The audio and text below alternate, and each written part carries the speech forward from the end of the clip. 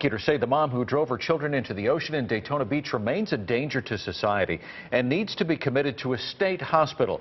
Ebony Wilkerson was found not guilty by reason of insanity, and now a judge must determine what comes next.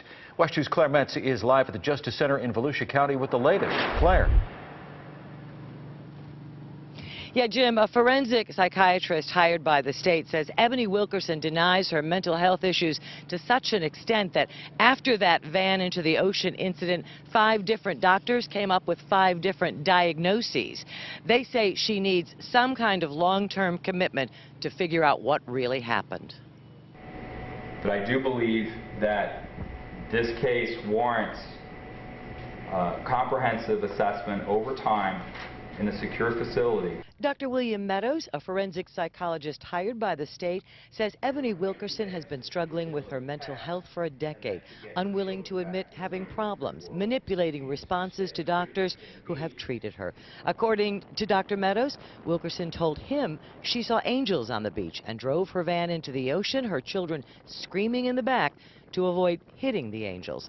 She allegedly told another doctor the Holy Ghost told her to cleanse her children in the water.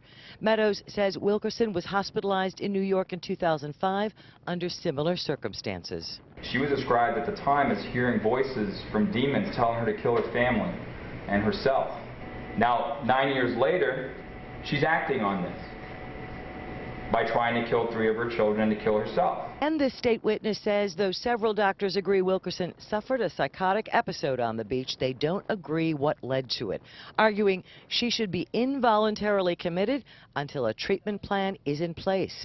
Now, the state is presenting its case even though the defense was set to go first. That's because of a medical episode involving the assistant public defender in court this morning.